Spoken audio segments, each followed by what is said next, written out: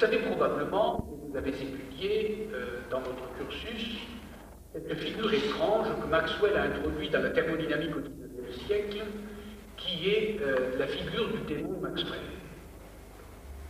Vous savez sans doute que le démon Maxwell, dans une enceinte thermodynamique close et séparée par une cloison, tient le poste du guichet qui se trouve à la cloison intermédiaire au milieu du système thermodynamique clos. À quoi travaille le démon de Maxwell? À quoi travaille le démon de Maxwell? Nous allons maintenant définir le deuxième et le troisième genre de travail. À quoi travaille le démon de Maxwell?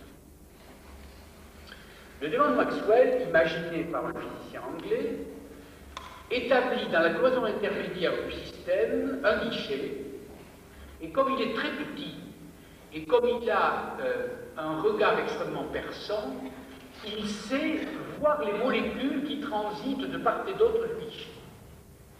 Et s'il existe une molécule rapide, c'est-à-dire chaude, il la prend, il la met à droite de la cloison. S'il passe une molécule froide, c'est-à-dire lente, il l'empêche de passer et elle reste de l'autre côté de la cloison.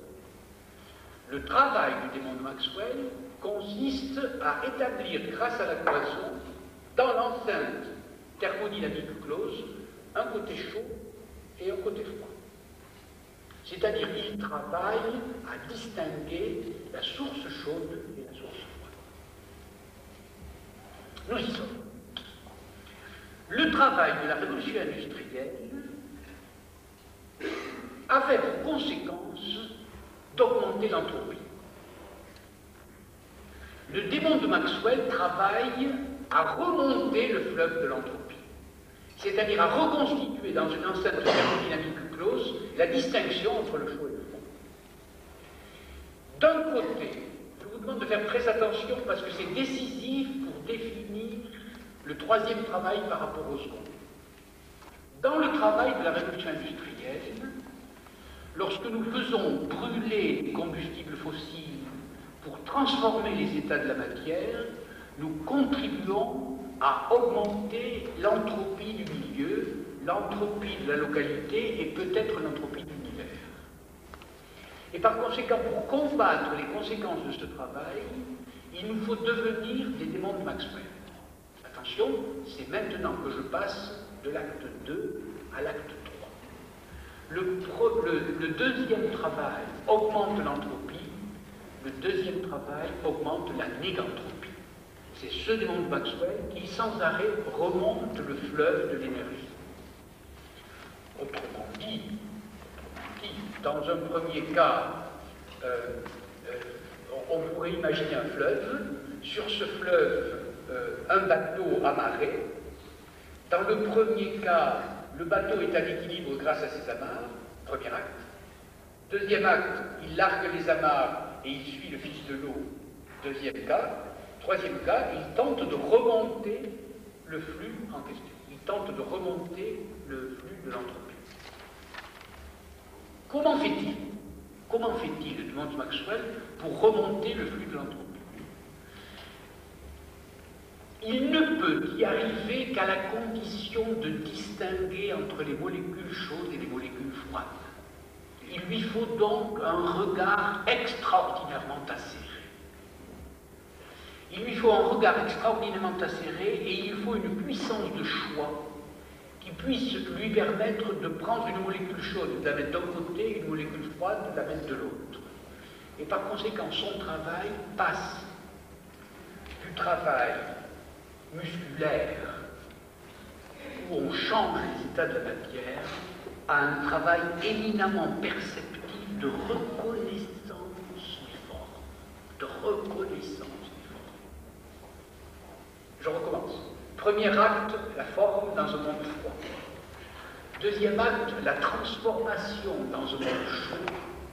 Troisième acte, la reconnaissance des formes dans le monde de l'information. Et c'est cela qui caractérise le monde moderne. Nous sommes dans le monde de la négantropie plus que de l'entropie. Nous sommes dans le monde de la reconnaissance des formes plus que de la transformation. vous ai dit en commençant que la pièce de théâtre que j'allais jouer devant vous se ferait en 3 actes, vous avez désormais reconnu les 3 actes, se ferait en 3 acteurs, Atlas, le démon de Maxwell et maintenant les messagers, et en 3 temps. Je n'ai pas encore parlé des 3 temps, venons aux 3 temps.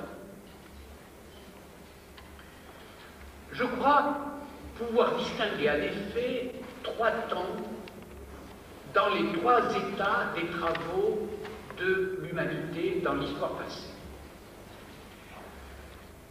Dans le premier temps, dans le premier acte, l'homme travaille sur des solides.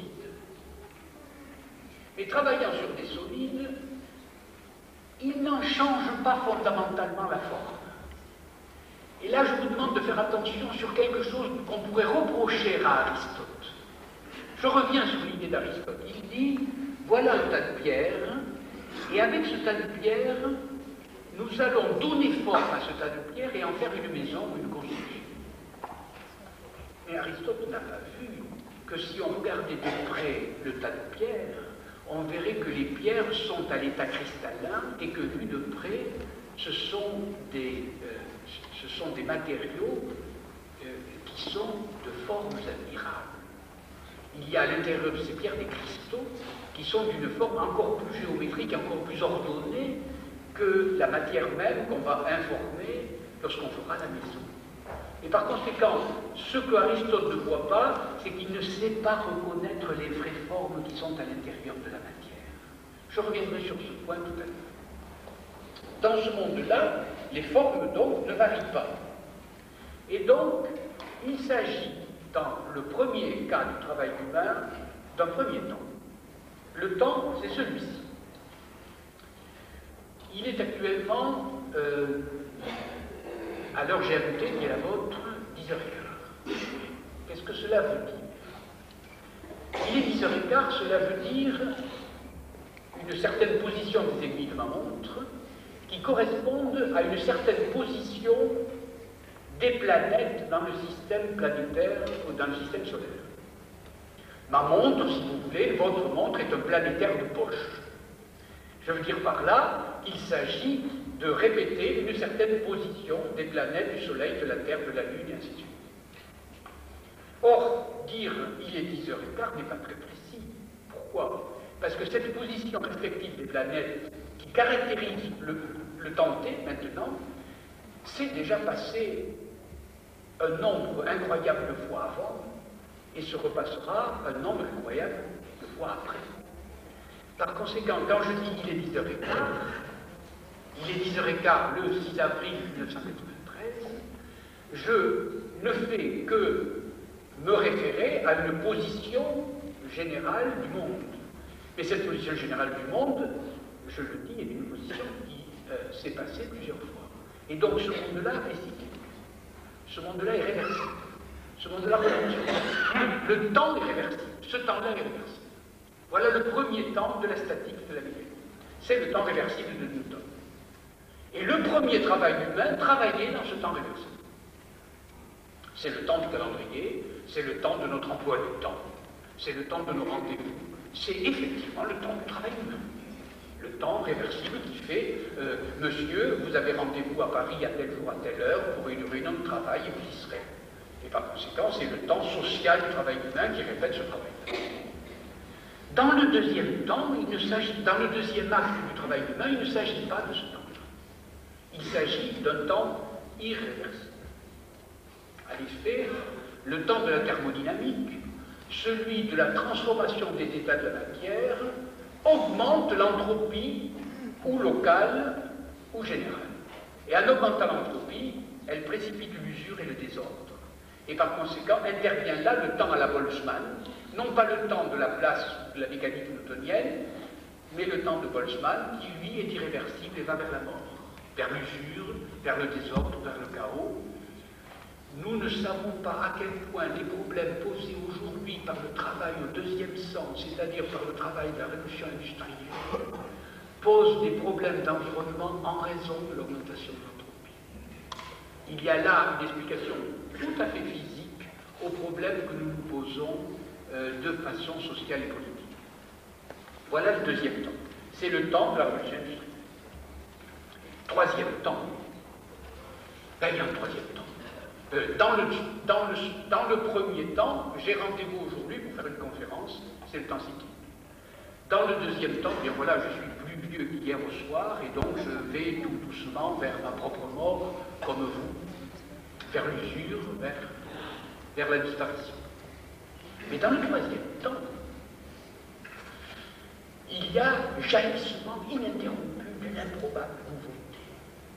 C'est le temps de la négantropie, c'est le temps de l'intelligence, c'est le temps de la vie. Vous ne savez pas à quel point mes petites filles sont plus belles que moi. Vous ne savez pas à quel point mes enfants vont inventer des idées bien plus intelligentes que les miennes. Et par conséquent, comme je le disais hier à celui qui parlait de la fin de l'histoire, non, l'histoire n'est pas finie. Il y a un temps qui est au travail et qui est tout le temps en train de reprendre et qui est tout le temps en train de créer du nouveau, qui est tout le temps en train de créer de l'information nouvelle. Ce n'est plus le temps de l'anthropie, c'est le temps de la négantropie. C'est le temps des messagers. Tenez, j'ai envie de donner un nouveau nom aux héros de la messagerie. J'ai envie de vous dire qui vous êtes. Non, vous n'êtes plus Atlas, vous n'êtes plus ceux qui soutenaient le monde. Non, vous n'êtes plus des démons de Maxwell, vous n'êtes plus des forgerons qui transformaient les choses. Vous êtes des messagers. Et le nom du messager, aussi bien dans votre religion que dans la mienne, a un nom et un seul nom, c'est l'ange. Vous êtes des anges. Nous sommes des anges. Mais oui, qu'est-ce qu'un ange? C'est un transporteur de messages. Et qu'est-ce qu'il transporte comme message? Il transporte toujours des bonnes nouvelles. Ah, il y a quelquefois des mauvais anges. Mais c'est prévu. C'est prévu. Je les ai appelés les parasites. Vous vous rappelez ceux qui donnent des obstacles à la messagerie, ceux qui alourdissent la messagerie, ceux qui, d'une certaine manière, peuvent mettre en péril cette messagerie. Mais le plus souvent, un ange porte de bonnes nouvelles. Il y a même un ange, je crois me souvenir, qui porte à Marie la bonne nouvelle de la naissance. Et c'est précisément ce que j'ai dit tout à l'heure, lorsque j'ai dit mes enfants sont plus beaux que moi, auront de meilleures idées que moi, et contribueront à faire du monde un monde meilleur que le mien.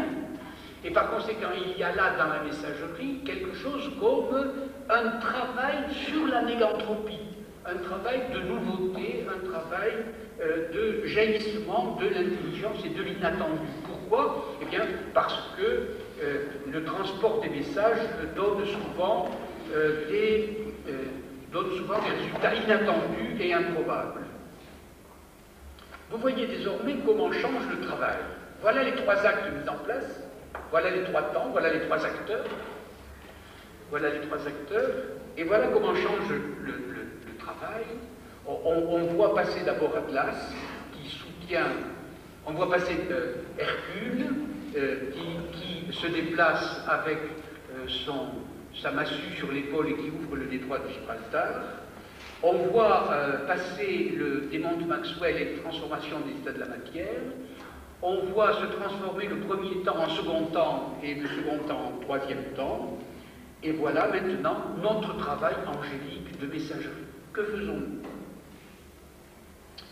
Eh bien, selon que nous nous adonnons à des systèmes techniques lourds, nous construisons des ponts, éléments de liaison, nous construisons des routes, des chaussées, puis tout d'un coup nous circulons sur ces routes selon un code parfaitement contrôlé par la police des chemins et des autoroutes. Voilà le contrôle du transport.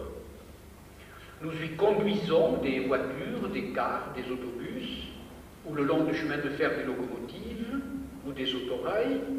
Puis nous passons selon ces voies, maritimes, si nous sommes marins, matelots, commissaires ou chargeurs, affréteurs, et ainsi de suite. Nous rampons sur les pistes de l'aéroport selon que nous sommes du personnel rampant ou du personnel volant, nous sommes sur les lignes dans les compagnies aériennes, où nous distribuons de l'eau, du gaz, de l'air liquide, sur des réseaux variés, nous distribuons de l'information par courrier postal, téléphone, télécopie, télécommunication. Mais nous circulons aussi comme représentants des zones de commerce, comme placiers. Nous vendons des voyages, des nouvelles, des paroles, des images, des sons musicaux, du rêve. Nous vendons de l'information, nous vendons des jeux, selon que nous sommes journalistes, annonceurs, publicitaires, ainsi de suite. Nous le faisons sur des grands médias, comme la radio, la télévision, sur des réseaux divers, hertziens ou câblés. Et une fois que ces grands systèmes sont installés, nous contrôlons, nous inspectons, nous vérifions, nous examinons, nous collationnons, nous censurons, nous critiquons, nous surveillons, nous assurons. Et ces travaux divers, dont je viens faire de la liste avec une liste de verbes, nous les contrôlons par des travaux de recherche, de gestion, de service, en passant par des ordinateurs qui étendent eux-mêmes le règne de l'informatique. Et pour finir, et couronner ce monde en connexion perpétuelle, attention, ce monde interconnecté dont les réseaux désormais envahissent l'univers, nous en faisons un réseau d'enseignement et d'apprentissage par les écoles et par toute voie et par chaque réseau. Autrement dit, je résume rapidement ce que j'ai dit hier en un seul mot, la société de communication qui vient de naître en raison de la multiplication des très grands systèmes techniques. Cette société que nous appelons depuis 20 ans la société de communication est en train peu à peu de changer dans une quatrième société que j'appellerai la société pédagogique, dont j'appelais de mes voeux d'information pour finir dans ma conférence d'hier soir. Pourquoi? Parce qu'il est inévitable que cette société de communication devienne à un moment une société d'apprentissage et de pédagogie. Et vous voyez comment les gros porteurs d'autrefois, les transformateurs d'état de la matière d'autrefois, se transforment tout d'un coup en anges messagers, non seulement en messagers, mais en professeurs, enseignants, formateurs. Je crois très profondément que devant nous, il y a une société pédagogique en formation dont nous n'avons pas encore l'idée, mais qu'il nous faut prévoir, qu'il vous faut prévoir, vous, en tant qu'ingénieur, et que je dois prévoir, moi, en tant qu'enseignant, parce que c'est la société de demain qui devrait normalement apporter l'alphabétisation à ceux qui en manquent et un supplément de formation à ceux qui sont déjà formés. Et donc,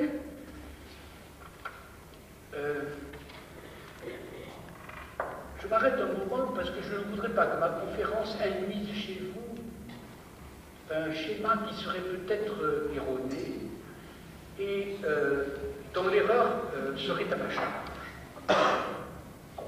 Je ne voudrais pas que vous croyiez qu'il y a une histoire linéaire et que j'ai dit autrefois, naguère, maintenant, demain.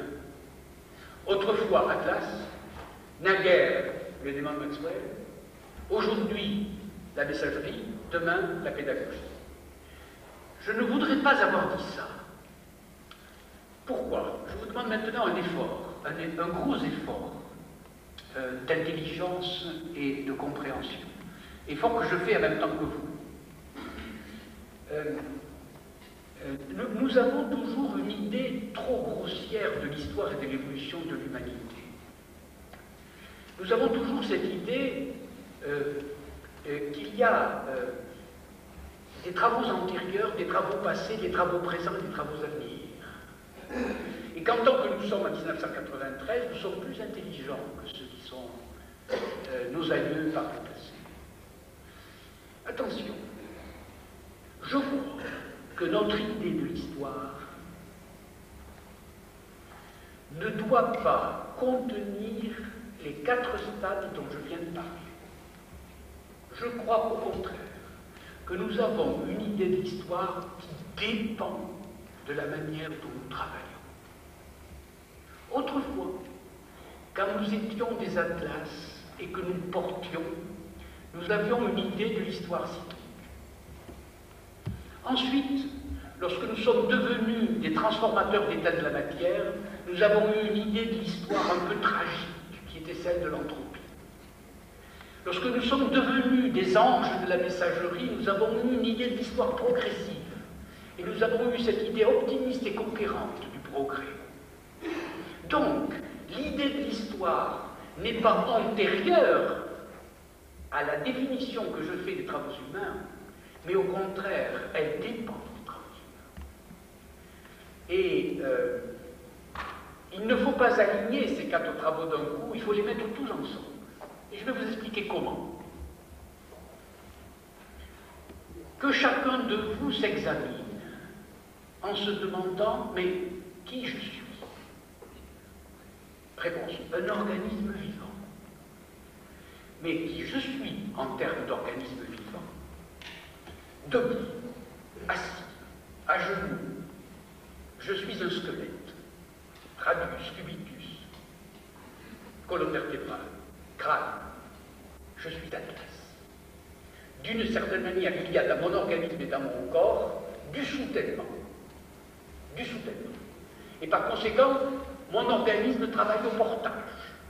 Il travaille comme dans le premier système. Mais qui suis-je encore? Dans la mesure où je peux soulever des poids, où je peux transporter des sacs de farine, je suis Hercule. Ce squelette s'habille et s'organise dans un système musculaire. Et ce système musculaire me permet de me saisir le bras de levier, de peser sur le bras de levier, de soulever des poids et de transporter des matériaux pondéreux.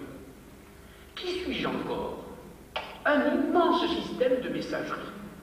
Mais un système de messagerie qui, avant, est un système de transformation.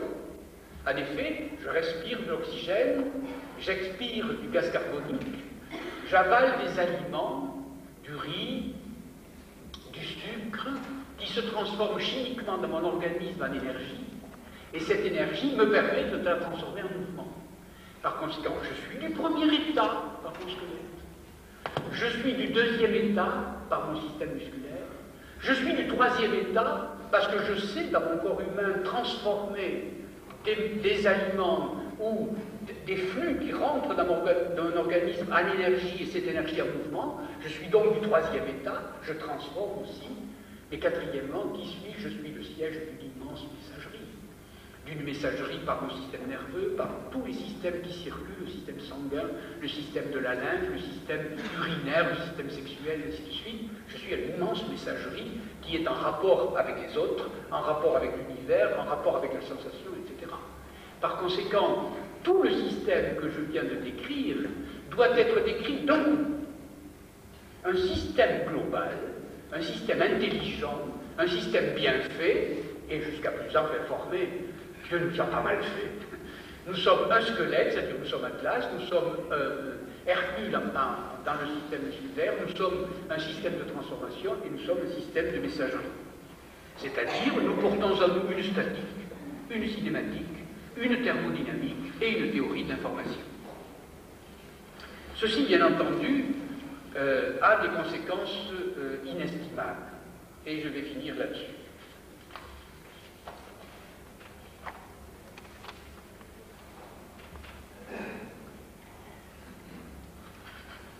J'ai posé au milieu de ma conférence une question à la fois spéculative, c'est-à-dire de philosophie, et une question un peu angoissante pour l'évolution de nos sociétés. Lorsque le travail était de portage, lorsqu'il était de transport ou de transformation, nous n'avions pas de difficulté à appeler cela du travail. Mais maintenant que nous sommes devenus des messagers, que nous transportons des codes, que nous traduisons, que nous interceptons, que nous nous réunissons, que nous parlons, que nous téléphonons, nous appelons ça encore du travail. Mais est-ce vraiment du travail? Réponse, ce n'est pas du tout du travail en tant que transformation de la matière. Ce n'est pas du tout du travail en tant que squelettique, musculaire ou transformation d'énergie en mouvement. C'est une circulation de messages. Nous circulons puisque nous travaillons, nous faisons circuler des messages, Si le travail veut dire un certain type de transformation, peut-être avons-nous dépassé le système du travail. Alors, il est possible, je ne dis pas certain, alors il est possible que les problèmes de chômage ou les problèmes d'arrêt de travail dans le monde actuel, tout pays confondu, ne soient pas conjoncturels, mais soient très profondément structurels. C'est-à-dire, tout d'un coup, nous nous apercevons que nous avons mis en place d'immenses systèmes techniques où la notion du travail a complètement changé. Où la notion de travail a changé pourquoi? Parce que forme, transformation, information, nous sommes passés tout d'un coup dans 300 du mot, tel que nous avons peut-être excédé l'histoire du travail. Peut-être nous sommes sortis de l'époque du travail entendu comme nos ancêtres, nos pères ou notre jeunesse l'avaient entendu.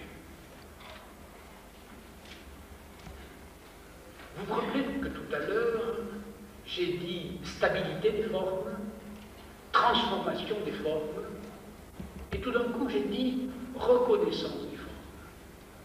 Et s'il vous plaît, je vais revenir là-dessus pour finir.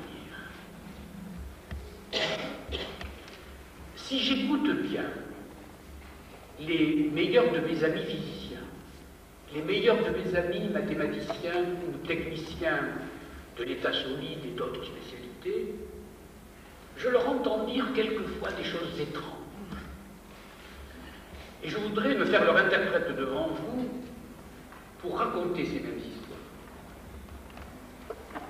J'ai parlé du temps tout à l'heure et des 3 temps. Et j'ai montré ma montre.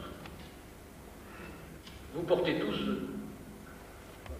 au poignet un bracelet montre, parce que vous avez du travail et que vous avez des rendez-vous. Nous avons besoin d'horloge.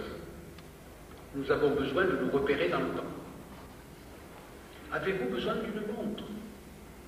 Très bien, achetons une montre. Cela veut dire fabriquons une montre. Si j'écoute mon ami physicien, il me dit, mais qu'avons-nous besoin de fabriquer une montre? Qu'est-ce qu'une montre? C'est un compte-temps. Mais moi je vais te montrer, mon cher Michel, me disent-ils, des états de la matière qui sont des compte-temps. Tel cristal bat la milliseconde de part et d'autre de son plan, tel cristal qui est de forme pyramidale bat la milliseconde lorsque la pointe de la pyramide va de part et d'autre de sa base. Et par conséquent, il suffit de reconnaître une montre dans ce cristal pour avoir un compte-temps. Et qui ne sait parmi vous que telle molécule, que tel atome, que l'atome de césium bat à 10 puissance moins 6 secondes. Et par conséquent, des horloges. Mais il y en a partout dans l'univers. À quoi bon construire une horloge, puisqu'il y en a partout dans l'univers? Le mathématicien nous dit ça, le chimiste nous dit ça. Et tout d'un coup, à entendre ce discours, je me demande parfois si Aristote n'a pas eu tort. Et je finis par où j'ai commencé, c'est-à-dire par la citation d'Aristote. Vous vous souvenez qu'Aristote disait que le travail consistait à prendre un tas de pierres et à le transformer, selon le plan de l'architecte, par l'activité du maçon, en maison. Et au cours de la conférence, je lui ai déjà un peu reproché de ne pas concevoir qu'à l'intérieur des pierres, le réseau cristallin déjà donnait d'admirables formes. Et que ce n'était pas la peine de donner une forme à ceux qui en avaient déjà une, ou une forme macroscopique à ceux qui avaient une forme microscopique. Et par conséquent, il y a, d'une certaine manière, un préjugé sur la matière. Et donc, toute l'histoire du travail humain se redresse à nos yeux désormais. Dans le premier stade, nous donnions une forme à cette matière. Dans le deuxième stade, nous transformions cette matière. Dans le troisième stade, on informait cette matière, par reconnaissance des formes. Mais y a-t-il une matière? Je commence à en douter. Le travail lui-même consistait à travailler sur la matière, mais cette matière-là, où est-elle? Est-ce que ce n'est pas par hasard un préjugé que nous avons sur le travail? Car lorsque nous regardons une pierre de près, elle a une forme cristalline. Lorsque nous regardons ce cristal de près, elle a une forme moléculaire. Lorsqu'on regarde cette molécule de près, elle a une forme atomique. Lorsqu'on regarde cet atome de près, elle a des formes corpusculaires, et ainsi de suite. Et par conséquent, les formes sont déjà données dans l'univers. Et il y a là une raison extraordinairement profonde du préjugé, d'un préjugé étrange sur la matière. Et d'une certaine manière, il y a là une sorte de clôture de l'histoire sur le travail humain. Clôture comment? Eh bien, c'est que peut-être que le préjugé sur la matière faisait que nous étions des volontaires. Il y avait chez nous une volonté de travail parce qu'il y avait une volonté de puissance. Il y avait une volonté de puissance parce qu'il y avait une volonté. Et tout d'un coup, j'ai l'impression que chez l'homme contemporain, l'intelligence est en train de supplanter la volonté. Que grâce à l'instauration des immenses systèmes techniques, d'échange et de circulation d'informations, une certaine transformation de la personnalité humaine est en train de s'accomplir. Savoir que l'intelligence de la reconnaissance des formes est en train de supplanter la volonté d'imposer notre forme à ce tas de pierre. C'est-à-dire de reconnaître dans le monde des formes déjà là pour s'en servir rien que par la reconnaissance que nous faisons d'elles. Et peut-être que demain, nous n'aurons plus que deux travaux. Premièrement, ce travail d'intelligence. Ce travail portant sur le logiciel qui consiste à multiplier nos messages, à multiplier nos relations et à faire de nos techniques de vraies techniques sociales pour une société meilleure que celle qui existe aujourd'hui. Et la deuxième, tout simplement, une société pédagogique qui assure pour les générations futures ce règne d'une intelligence qui sera à la fois d'intelligence et de paix. Je vous remercie.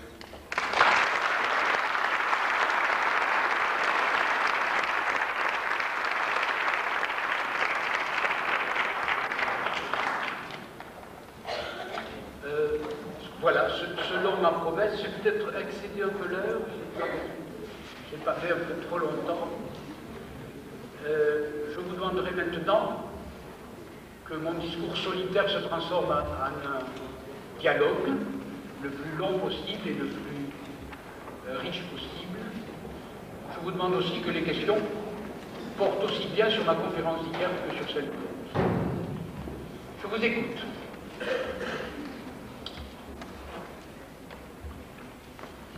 Je le répète comme hier, la première question est toujours la plus difficile. Voilà le héros.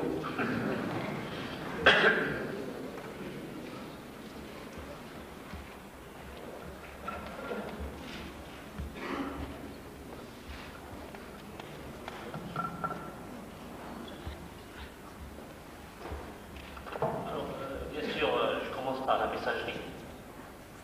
Moi, je vois plutôt, vous avez dit que la messagerie contribue à la négarontropie. Moi, j'en vois l'inverse aujourd'hui. Plus les grands systèmes de télécommunication et de communication se propagent et augmentent, plus il y a crise de l'intelligence dans tous les sens, dans le sens horizontal entre les experts et dans le sens vertical entre les experts et les peuples. On voit d'ailleurs qu'il y a une crise, que l'homme politique n'arrive plus à gérer certains domaines tels que l'écologie, la démographie, le domaine des médias. Et je me demande si André Malraux avait raison lorsqu'il avait dit, André Malraux avait raison lorsqu'il dit que devant l'échec du politique, est-ce que le XXIe siècle ne sera pas un retour à la religion? Première question. Vous avez dit que dans vos écrits, que la totalité, la philosophie est la totalité. Bon, je dirais peut-être que la totalité est dans la vérité, comme disait d'ailleurs Adorno. Donc, est-ce que tout ce qui existe actuellement, est-ce que le philosophe n'est pas responsable aujourd'hui de ce monde chaotique, de ce monde où il y a trop d'entropie en augmentation? Et je dirais, est-ce que Descartes n'est pas responsable également, en donnant plus d'importance à la raison et en négligeant la suprarationalité Pour cela, bien sûr, je me réfère à René Guénongo et un Français. Merci. La discussion sur le jugement qu'on peut faire du résultat social et intellectuel de la messagerie croissante a déjà été en partie envisagée hier au soir, et c'est avec plaisir que j'y reviens. Vous vous rappelez que hier j'ai allégué la vieille fable d'Ésope, le vieux sage grec à qui on demandait quelle est la meilleure chose du monde, et il répondait la langue, ou le langage. Et on lui demandait alors quelle est la plus mauvaise chose du monde, il répondait le langage ou la langue. Et j'alléguais là aussi le Coran qui dit que la parole est essentiellement divine et donc elle est toute bonne et seule bonne, mais qu'il y a aussi un usage quasi diabolique de la langue qui est la calomnie. Et qu'il y a en effet dans votre tradition la même pensée que dans la nôtre, savoir qu'il y a une sorte de va-et-vient entre le bien et le mal pour ce qui concerne l'usage qu'on peut faire des intermédiaires. La langue étant évidemment le plus pur de nos intermédiaires, le plus utile et le plus utilisé de nos intermédiaires. Et donc, il est vrai d'une part, et je vous accorde entièrement, que l'augmentation de nos relations a un côté éminemment nuisible. Et j'ai dit hier qu'on ne parlait pas de la même manière à une personne une fois par jour qu'à 1000 personnes 1000 fois par jour. Et que le nombre là, excédant un certain seuil, peut transformer complètement par dérive une langue et une relation.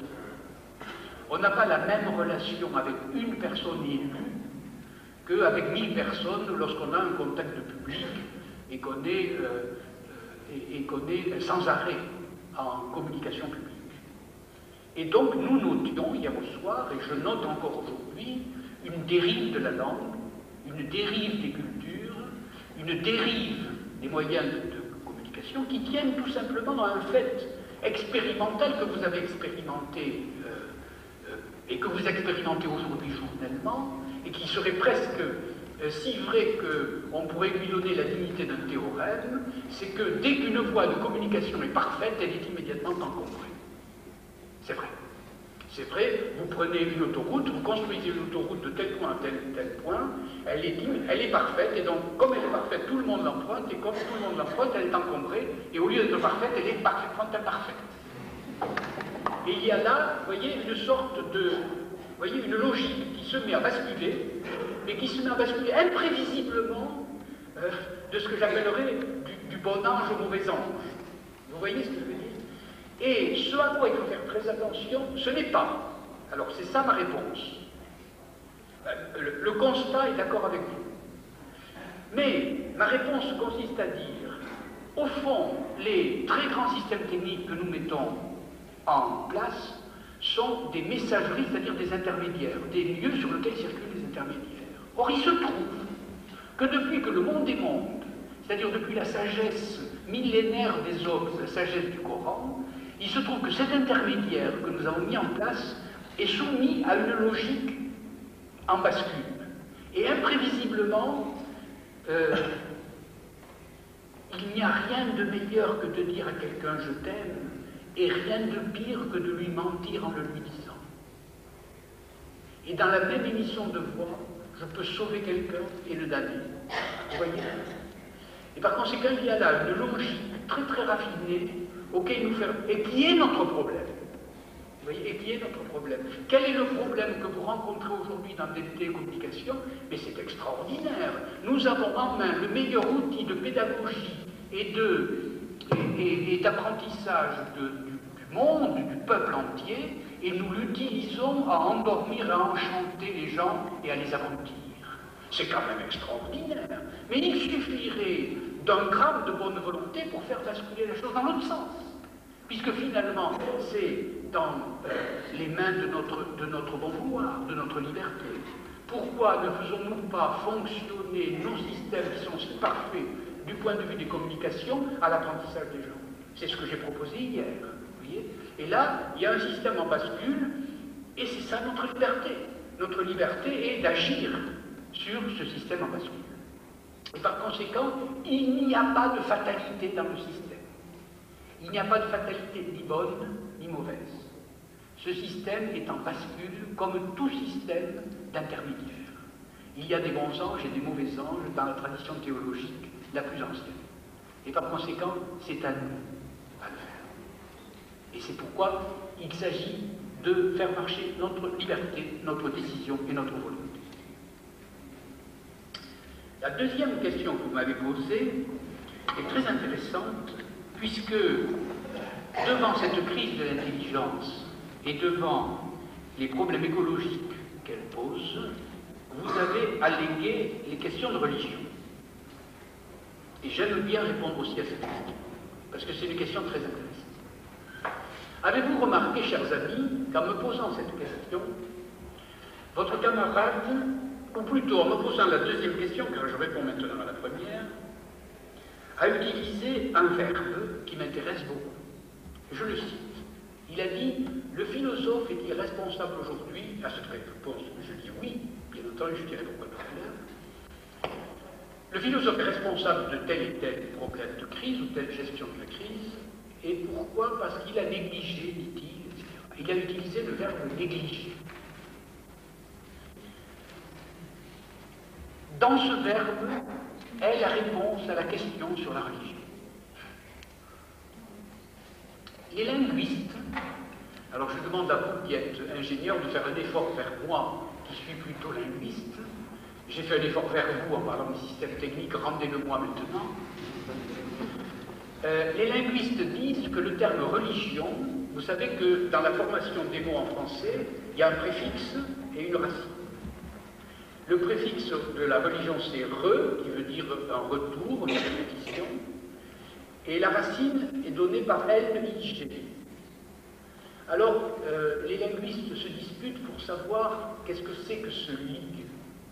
Et certains disent que c'est le lien social. Vous savez, dans obligation, il y a le même mot qui veut dire le lien. D'autres ne sont pas d'accord, mais enfin, les linguistes se battent tout le temps. Mais ce qui m'intéresse, ce n'est pas le sens de la racine. C'est la chose suivante. Vous enlevez le préfixe re, et vous vous dites, qu'est-ce qui arriverait si je n'avais pas de religion? Et dans votre langue et dans votre pensée, vous dites, je serais athée, je serais non-croyant, je serais mécréant, je serais non-pieux. Tout ça, le linguiste n'est pas intéressé par ces mots-là. Et le linguiste est intéressé par la chose suivante. Vous qui êtes ingénieur, vous savez ce que c'est que l'entropie. Bien. Et quand vous voulez dire l'inverse de l'entropie, vous mettez N-E-G devant. Négantropie. C'est-à-dire, vous niez. Neg est pour nier. Je nie, ça veut dire N-E-G. Je nie l'entropie. Négantropie. Qu'est-ce que je ferais si je niais la religion? Vous écrivez L-I-G et vous mettez neg devant. Et vous dites, je néglige.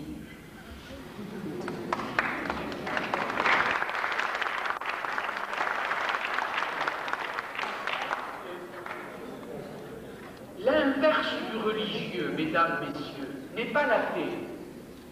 L'inverse du religieux n'est pas celui qui ne fait pas sa prière. L'inverse du religieux, c'est celui qui est négligent.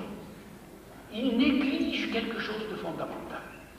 Vous voyez, il y a là quelque chose de très profond dans la langue qui nous ramène réellement à ce que pourrait être l'idée de la religion à côté de la culture et de la science. Vous voyez, au fond, si nous ne négligeons pas, eh bien, nous sommes à l'intérieur du problème religieux. Vous voyez, et je crois qu'en assurant le lien social d'une nouvelle manière, puisque nous avons la liberté de le faire, il y aurait une parfaite entente entre la sphère du religieux et la sphère du culturel, telle que nous l'installons. C'est cela que je souhaite. Mesdames d'abord, monsieur d'abord.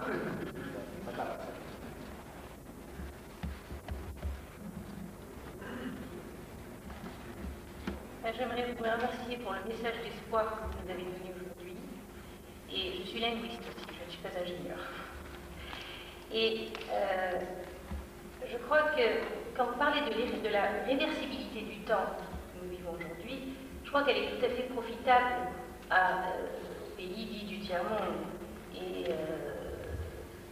disons, dans la troisième vague de Helmut Toffler, on retrouve cet espoir aussi des trois vagues, l'ère agraire, industrielle et l'ère de l'information. Donc moi je repartirai d'ici avec beaucoup d'espoir en tant que tiers-mondiste.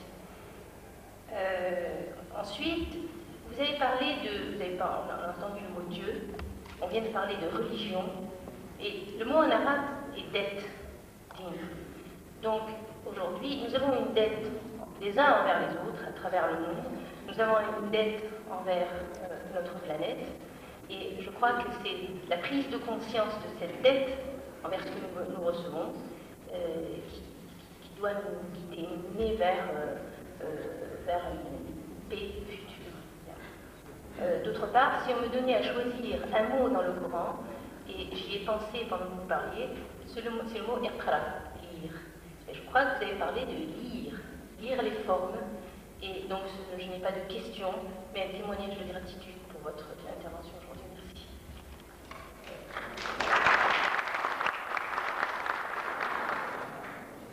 Je voudrais, madame, puisque ce n'était pas une question, répondre tout de même.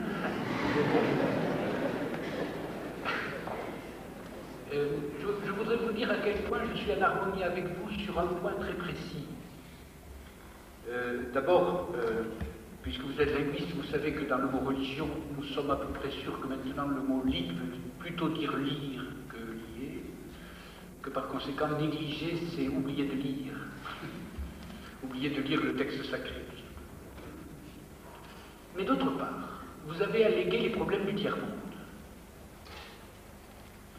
Et je suis un enseignant absolument dévoué à cette tâche jour et nuit et enchanté de l'accomplir.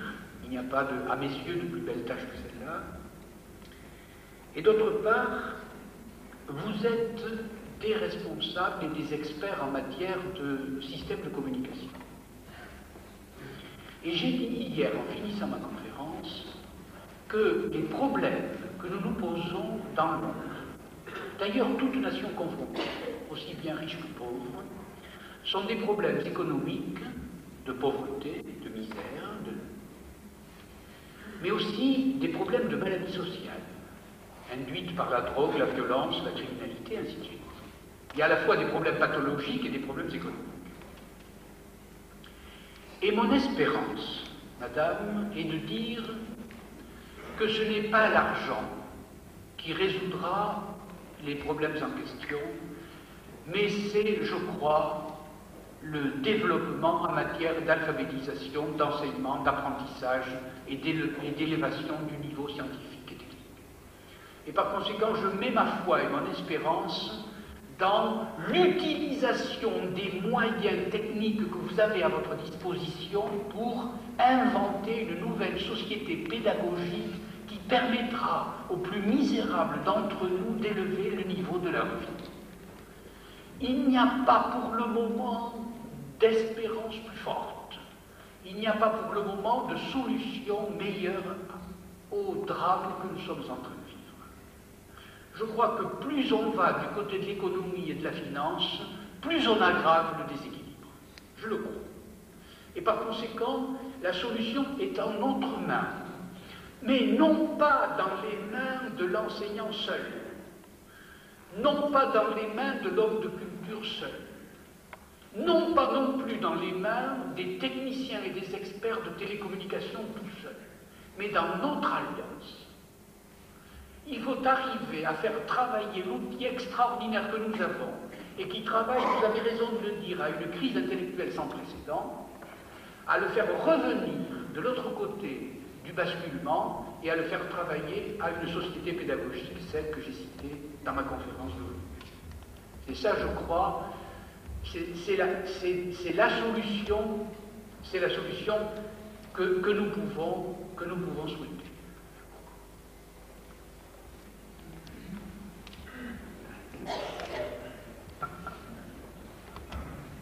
En vous écoutant, celle d'aujourd'hui.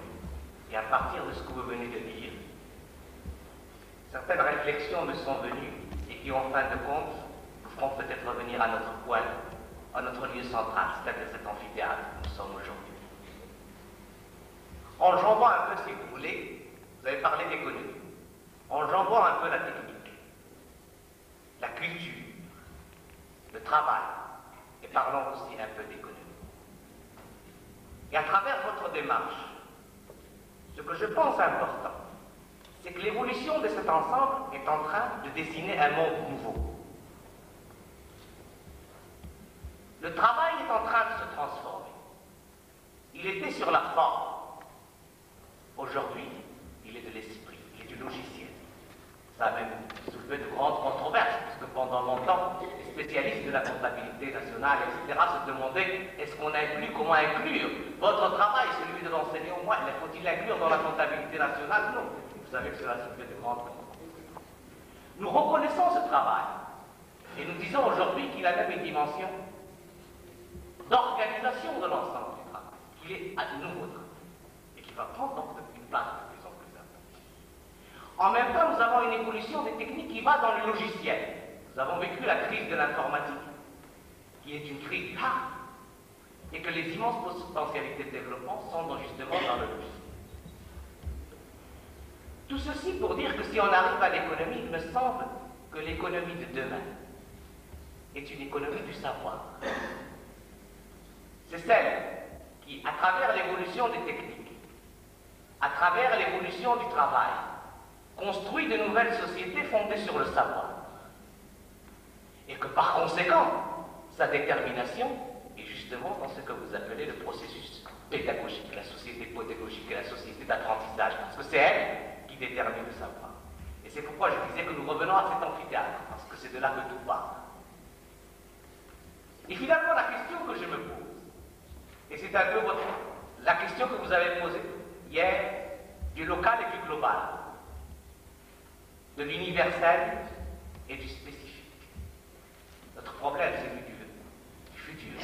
C'est de savoir si cette économie du savoir va être utilisée pour introduire de nouvelles formes, ou l'on impose, c'est-à-dire de nouveaux rapports de force, si elle va être utilisée en tant qu'instrument de rapport de force, pour dessiner en quelque sorte la nouvelle configuration du monde et pour construire des forces de domination. Ou si nous allons pouvoir inverser le système et à travers, non pas que c'est la fin de l'histoire, mais l'ouverture d'une nouvelle culture, celle des nouvelles hommes, où l'économie du savoir est alors au service de l'homme et non pas au service des forces de l'économie et de l'argent. C'est un peu cette question et je voudrais avoir un retour. Il s'agit là de la question Il s'agit là de la question certainement la plus difficile. Je vous remercie d'avoir résumé de façon encore plus claire que je ne pouvais le faire le contenu des propos que je vous ai tenus. Et en effet, il s'agit bien là d'une sorte de réunion entre les problèmes économiques d'une part et les problèmes posés par le savoir, la science, l'apprentissage et l'éducation de l'autre. Et l'expression économie du savoir ou économie de l'apprentissage est particulièrement heureuse. Et s'il vous plaît, je vais la faire bien dans ma réponse. En effet, nous nous orientons vers quelque chose qui pourrait s'appeler en effet l'économie ou l'écologie du savoir. Et la question en effet est de savoir si de nouveau elle va basculer du mauvais côté, comme le disait notre ami tout à l'heure, ou elle va basculer du bon côté. Lorsqu'on utilise un outil, on peut s'en servir de deux manières. Un marteau peut enfoncer un clou ou assassiner son voisin. Cela dépend non pas peut-être de la manière de diffuser le savoir, de partager le savoir, mais peut-être du contenu du savoir. Autrement dit, vous savez qu'il y a actuellement de plus en plus, dans tout pays confondu, des partisans du partage du travail. Vous vous rappelez de ça? De plus en plus, maintenant, on commence à dire est-ce que le travail ne pourra pas se partager pour éviter les problèmes de chômage? Ce problème est est un problème spécifique de ceux qui s'occupent de ces questions. Le nôtre est maintenant celui du partage du savoir. Vous vous rappelez que hier, quelqu'un qui se trouvait, je crois, sur ma gauche, a posé la question du centre d'émission de l'université à distance. Vous vous rappelez de ça? Et cela posait très profondément, je n'ai pas réagi sur cette question parce que je pensais qu'on la poserait aujourd'hui, cela pose très exactement le problème de la centration du savoir, de ce à partir de quoi le savoir est diffusé.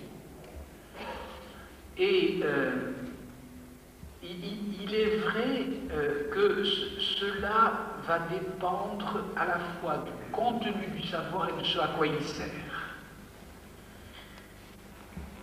J'ai regretté toute ma vie une chose essentielle.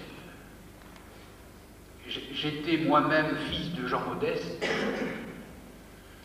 et j'ai appris et je suis devenu spécialiste du savoir et curieusement et à ma grande surprise, à mesure que je montais dans les échelons du savoir, il me semblait que je montais dans les échelons de la société et cela me paraissait injuste.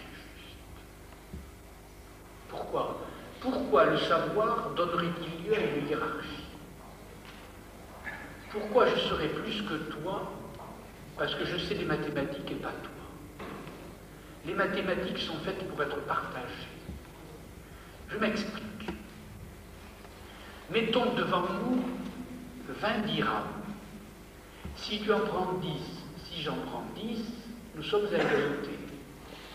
Si j'en prends 20 et tu en prends 0, nous sommes à inégalité. Mettons devant nous du savoir. Le savoir se partage sans se soustraire. L'avez-vous remarqué? Les 20 francs se partageront en 10 et 10.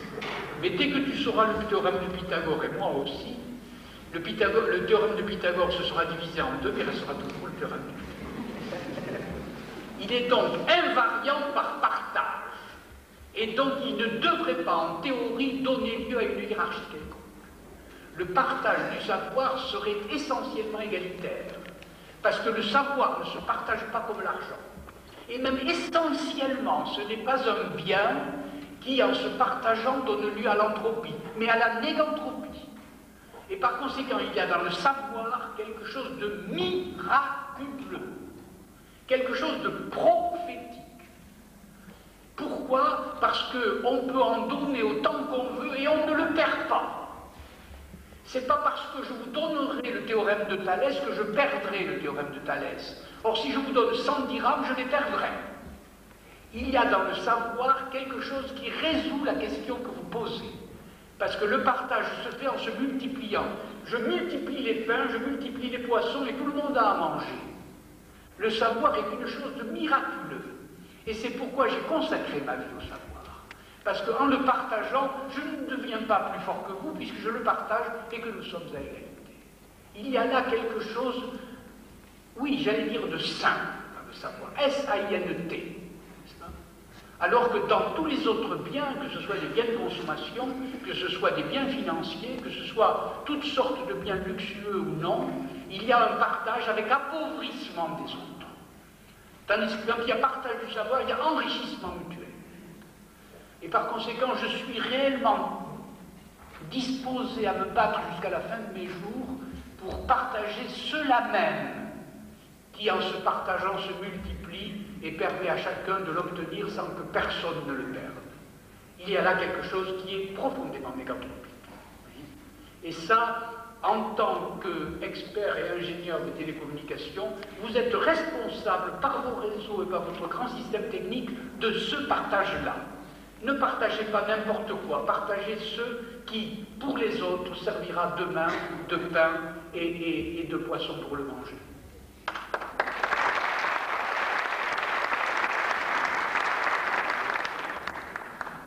Et donc le savoir peut servir de lien social.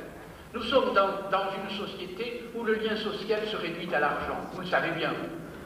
Il se réduit donc à quelque chose que quand on le partage, on le perd. Essayons que le lien social devienne un lien d'apprentissage et de partage. voudrais intervenir sur vous avez cité Marshall McLuhan, qui disait entre autres que de toute façon, on ne pouvait jamais arrêter de progrès des moyens de la technologie de communication, mais il comporte en lui-même des dangers, des implications sociales. Il faudrait plutôt essayer de chercher, d'inventer des moyens de les contrôler leurs effets négatifs.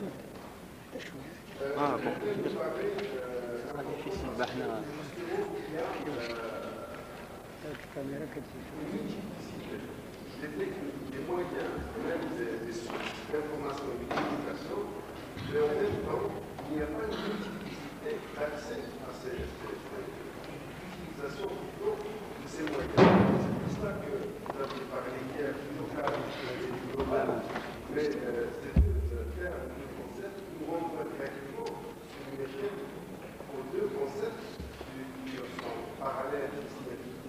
Moi, je disais minoritaire. Et c'est là où on retrouve le problème de autant la science, le savoir scientifique est en progrès, autant le politique et l'économie sont en retrait, en retard plutôt.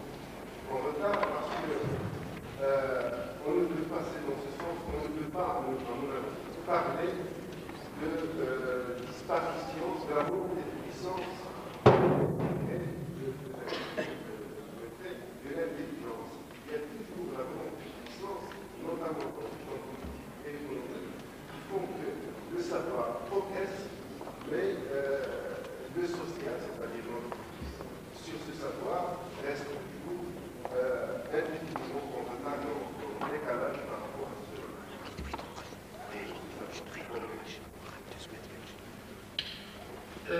Cette question est difficile parce qu'elle est très très cousue et intriquée. Hier après-midi, nous avons dit qu'en se tissant de façon de plus en plus complexe, les grands réseaux de communication se mettaient à mimer de très près le réseau des relations sociales. Vous vous rappelez que je disais, en m'amusant, que le téléphone avait gagné sur le télégramme, tout simplement parce qu'il permettait des bavardages, il permettait des déclarations d'amour, il permettait des rendez-vous qui n'avaient rien à voir avec le travail, etc. Et que le plus grand chiffre d'affaires qui se faisait actuellement aux États-Unis est un chiffre d'affaires sur les jeux électroniques, beaucoup plus que sur le travail. Et par conséquent, on voit très bien une sorte de tendance du réseau de télécommunications à mimer la texture même du réseau social. Et ça, c'est un problème de responsabilité que je vous ai renvoyé au point de vue culturel et social, mais ça pose en effet le problème que vous posez. Et là, nous risquons d'être un peu injustes. Nous risquons, vous et moi, d'être un peu injustes. Pourquoi? Nous disons volontiers que le réseau technique porte la modernité, porte l'état contemporain des choses, et que le réseau social est en retard. Est-ce qu'on ne serait pas injuste en disant ça? Au fond, le succès réel du système technique dépend de la société et non pas de la technique. La preuve, c'est que dès le moment où il épouse au mieux le système social, il a beaucoup de succès. Dès qu'il ne l'épouse pas, il a beaucoup de succès. Et donc, soyons plus précis. Et disons-nous, peut-être il faut défendre le système social, défendre le système des relations. Le système des relations politiques n'est pas forcément archaïque par rapport au réseau moderne. Vous voyez ce que je veux dire? Il faut garder une sorte d'équilibre entre ces deux choses-là. Je rêve quelquefois que ces réseaux techniques seraient tellement bien adaptés au réseau social que notre démocratie s'en trouverait rafraîchie. C'est une utopie, monsieur a raison, c'est une utopie. Ça fonctionne le plus souvent à la volonté de puissance, ça fonctionne le plus souvent à la majorité ou à la minorité. Mais je le répète, tout l'effort est de faire basculer la logique dans l'autre sens.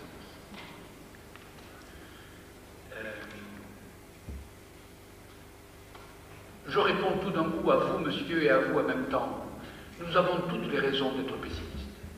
Toutes les raisons. Cela va très mal. Les choses techniques, le plus souvent, fonctionnent à l'envers de ce que nous espérions. Mais nous travaillons tous les matins. Nous ne pouvons pas nous payer le luxe d'être pessimistes. Le pessimisme est, d'une certaine manière, une philosophie de la renonciation. Nous sommes embarqués dans ce système-là. Et d'une certaine manière, nous ne couvrons rien. Et notre travail consiste à être optimiste pour combattre les effets pervers de ce système-là. Nous avons le devoir de travailler aux effets bénéfiques de ce système-là.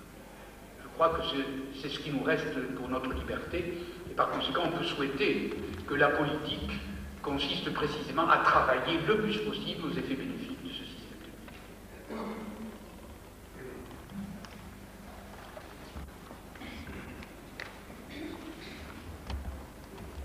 J'ai deux questions. Alors, la première a commencé par l'exemple pertinent que vous avez donné concernant l'exemple d'Aristote. Et j'ai bien peur qu'on débattra, ou bien que nous allons s'entame sur une approche, je dirais, philosophique. J'arrête que bon, je pense que c'est une question qui nous concerne personnellement. Alors, pour reprendre, la question est la suivante. Est-ce que, concernant Aristote, plus exactement la physique formelle, l'objet, est bien dit qu'Aristote, l'objet n'existe que par sa forme, essentiellement.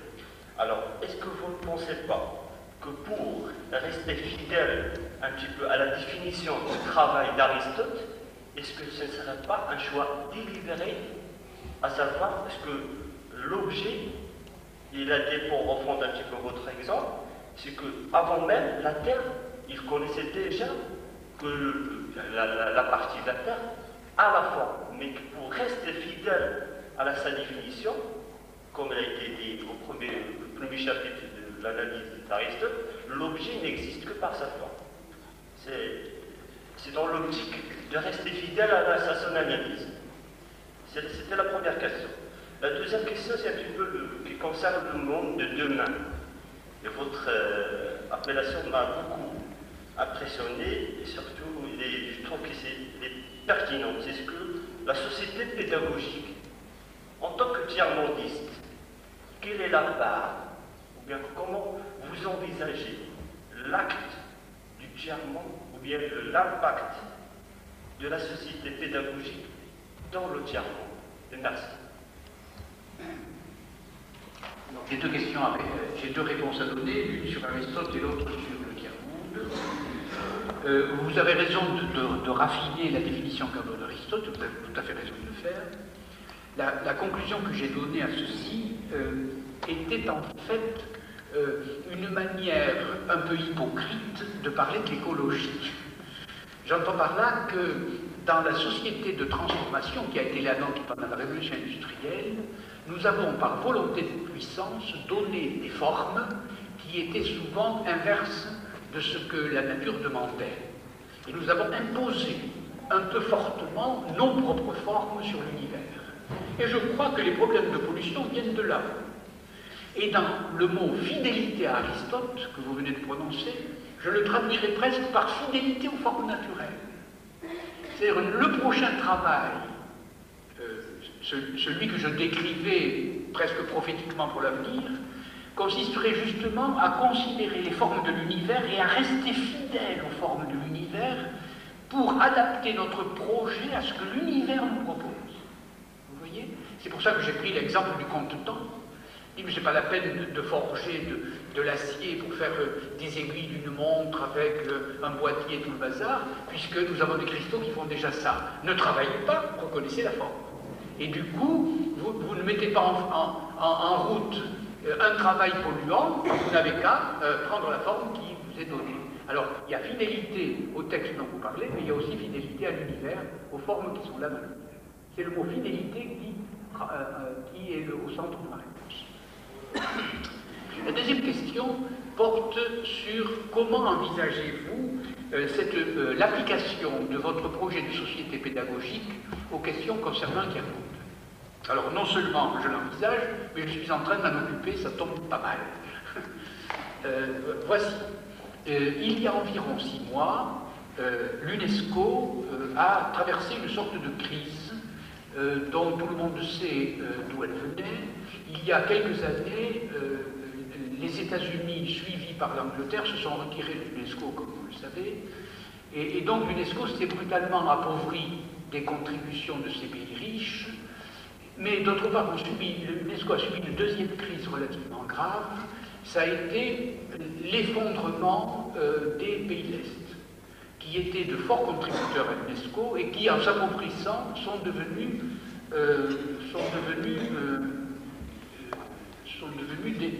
plutôt des fournisseurs de difficultés à l'UNESCO que des fournisseurs de finances. Et donc l'UNESCO se trouve en mauvaise posture, enfin en posture de crise ou difficile, et a eu l'idée de réunir, voici déjà 6 mois, un comité qui s'est réuni à cette époque, et dont je faisais partie, un comité de 16 membres, dont chaque membre représentait 5 pays du monde. Et pour réfléchir à la mission que pourrait se donner l'UNESCO dans l'avenir, étant donné qu'elle avait une sorte de crise d'identité en ce moment. J'ai beaucoup réfléchi, puisque je faisais partie de ce comité, et brutalement, au milieu du comité, je me suis levé et j'ai dit, écoutez, il n'y a qu'une solution pour l'UNESCO, c'est de devenir le centre mondial de l'université à distance. Alors on m'a dit, mais c'est pas possible, pour telle et telle raison technique, etc. Mais j'ai dit si, parce que actuellement, l'université à distance, elle est déjà faite. Dans la mesure où les très grands systèmes techniques que j'ai décrits hier transportent la culture du pays le plus riche. C'est le passage du local au global. Et par conséquent, pour résister à ça, comme je vous l'avais dit hier pour le Maroc ou pour la France, pourquoi l'UNESCO ne travaillerait pas à l'enseignement, à l'alphabétisation des pays les plus pauvres? Et tout d'un coup, j'ai eu l'appui immédiat de tous les représentants de l'Afrique, de l'Amérique du Sud. Et donc, il y aurait là, en effet, une solution, qui serait une solution de défense, d'une certaine manière, et une application de la société pédagogique, étant donné les moyens que nous avons dans les pays du tiers-monde. Et bien entendu, les pays du tiers-monde, là, ont trouvé que c'était un projet grandiose, certes, difficile à exécuter, certainement, mais qui valait la peine d'être mis en route, et nous y travaillons en ce moment.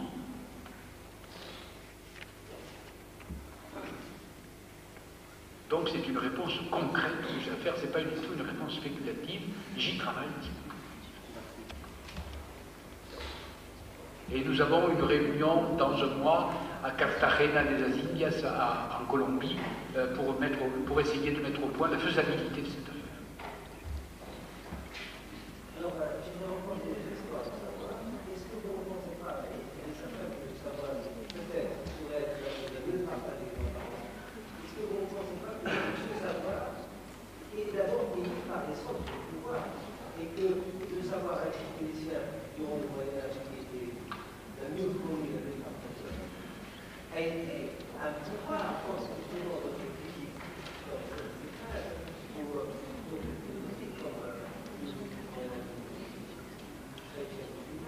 alors, raison de la question du savoir est d'abord une question de pouvoir. Et on ne peut pas considérer le savoir comme ça, innocemment, comme une chose de mieux partager, et le savoir, mais des démonstrations. Il a plein de sens. Mais après, il y a le pouvoir. La question est très très fondamentale. C'est la question de l'alliance immémoriale du savoir et du pouvoir. Il est bien clair que depuis la plus haute antiquité, les savants étaient les conseillers des pharaons, les conseillers des puissants de Babylone, les conseillers, etc.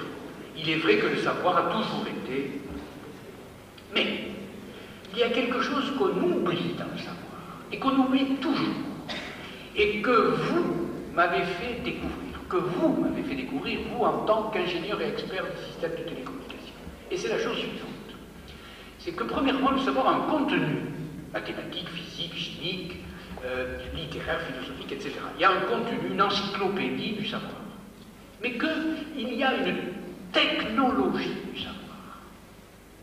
Et que ce qui a été centralisé depuis l'origine, c'est-à-dire mis à la disposition des centres de savoir, c'est aussi bien les technologies du savoir que les contenus. Qu'est-ce que les technologies? Eh bien, autrefois, les technologies, c'était l'écriture sur les tablettes de cire, l'industrie du papyrus, l'industrie du papier, les bibliothèques, tout ce qui, dans le savoir, est de type matériel. N'est-ce pas? Il y a une technologie du stockage du savoir, une technologie de la diffusion du savoir, une technologie des moyens de transmission du savoir. Qu'est-ce qui est à la disposition du pouvoir? Réponse, les technologies. Ce n'est pas le contenu. Sur le contenu, je suis indéfiniment naïf. Et quand j'ai dit tout à l'heure que le savoir se partageait autrement que l'argent, c'était, 1, le contenu, 2, notre naïveté, mais 3, notre droit d'être naïf sur le contenu. Mais on n'a pas le droit d'être naïf sur la technologie, parce que c'est la technologie qui se réunit dans les centres de savoir et qui sont aux mains des pouvoirs.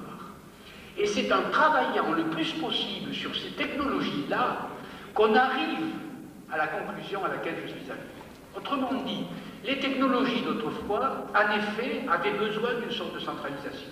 Et c'est ce qui fait qu'il y a des centres de savoir dans les capitales et que les pays les plus puissants ont réuni le plus possible et ont centralisé le plus possible le travail. Je crois pouvoir répéter un chiffre qui date hélas de 4 ou 5 ans seulement, qui doit être révisé, mais enfin on peut le dire.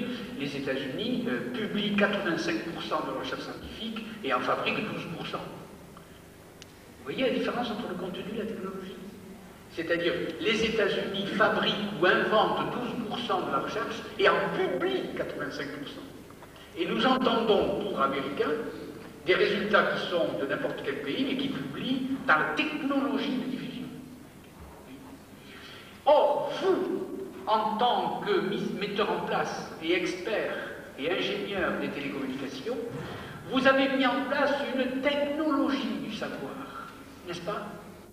Or, la technologie du savoir est aussi importante que le contenu du savoir. Et c'est en travaillant sur le partage de la technologie qu'on arrivera à mettre en place ce que nous, de façon naïve, nous entendons par le contenu du savoir. Vous voyez, la distinction est là, elle est très importante, et c'est là que nous devons travailler, sur les technologies de diffusion et de centralisation du savoir. Or, il se trouve que toutes les technologies en question sont en train d'être bouleversées par une révolution sans précédent dans l'histoire, n'est-ce pas? L'informatique, le stockage de l'information ne se fait plus comme dans les bibliothèques, la transmission de l'information ne se fait plus comme dans la transmission de la parole sacrée ou de la parole scientifique, et ainsi de suite. Par conséquent, nous sommes en train de vivre depuis 20 ans une transformation historique des technologies du savoir. Voyez, et donc, nous avons l'espérance de pouvoir le partager si nous partageons les technologies. Vous voyez, c'est bien faire la distinction entre le contenu et la technologie. Et c'est que nous ne savions pas, nous n'avions pas compris que le savoir tel qu'il se définissait autrefois dépendait d'une technologie. Vous voyez ce que je veux dire? Une technologie de communication. Et c'est cette technologie qui donne l'illusion rétroactive, et l'illusion vraie d'ailleurs, que les centres de savoir sont à l'intérieur des centres de pouvoir. Parce que le pouvoir réunissait les éléments de la technologie. Non pas qu'auprès du savoir, auprès des plus puissants, il y ait de la mathématique en tant que contenu, mais en tant que tel. C'est ça la réponse. D'autres questions?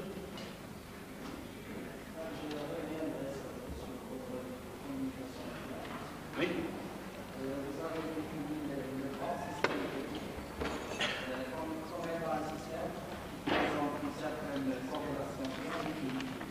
Entre tout ce qui est technique de télécommunication, tout ce qui est culture, social, etc. Et cette corrélation présente une interaction active entre ce qui est local, régional et global.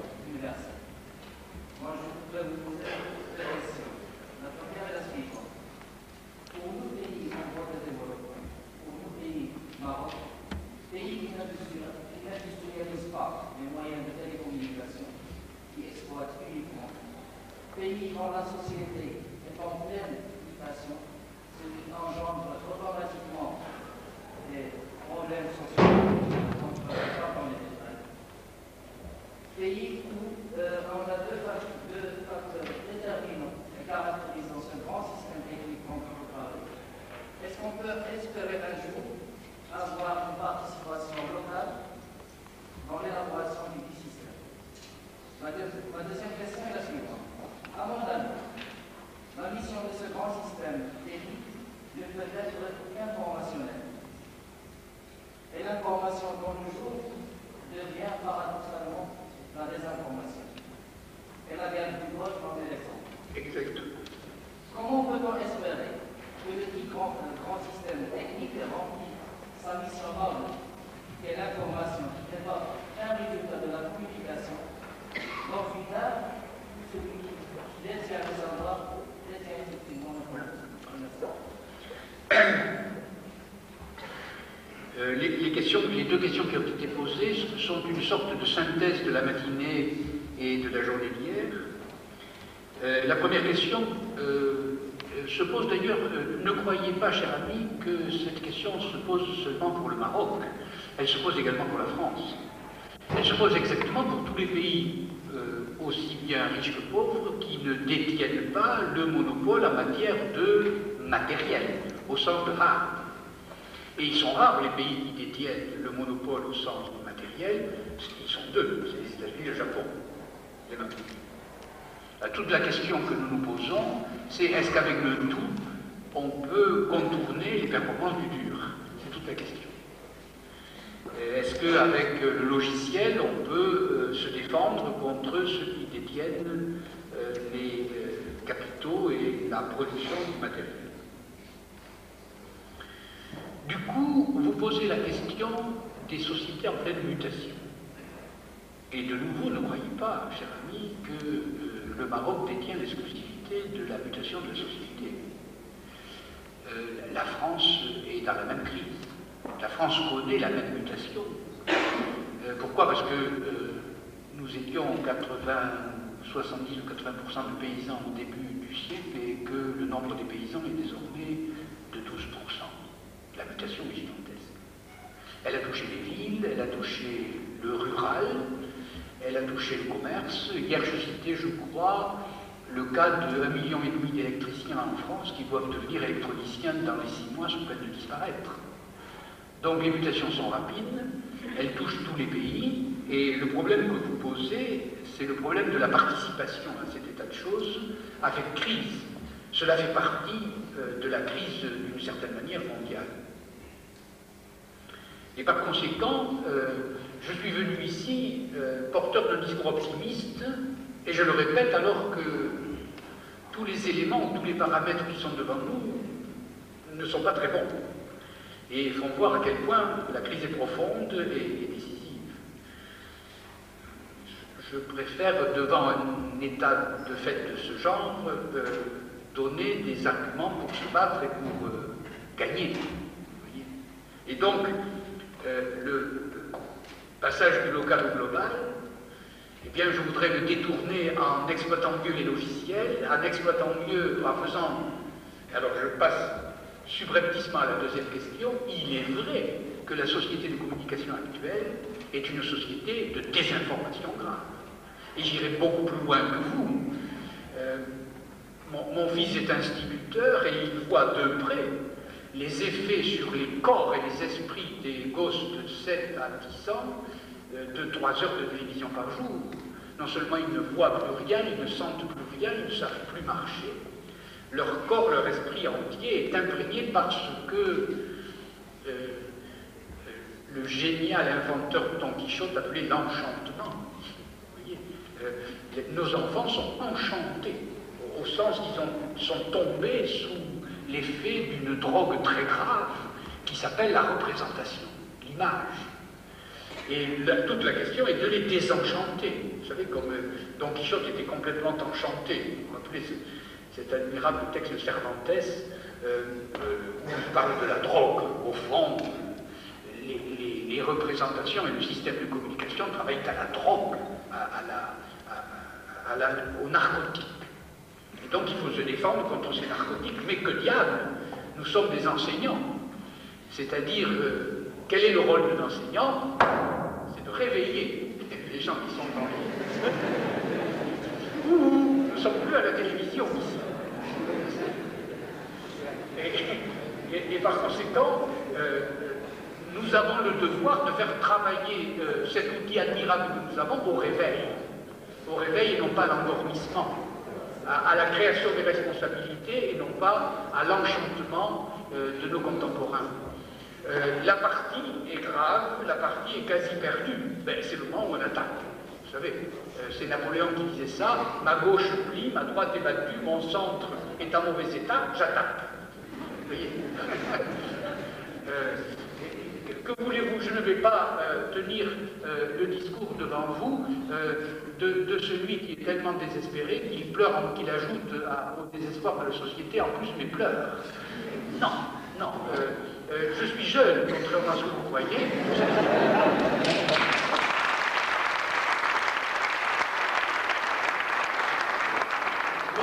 Vous êtes une société jeune, vous êtes une société dont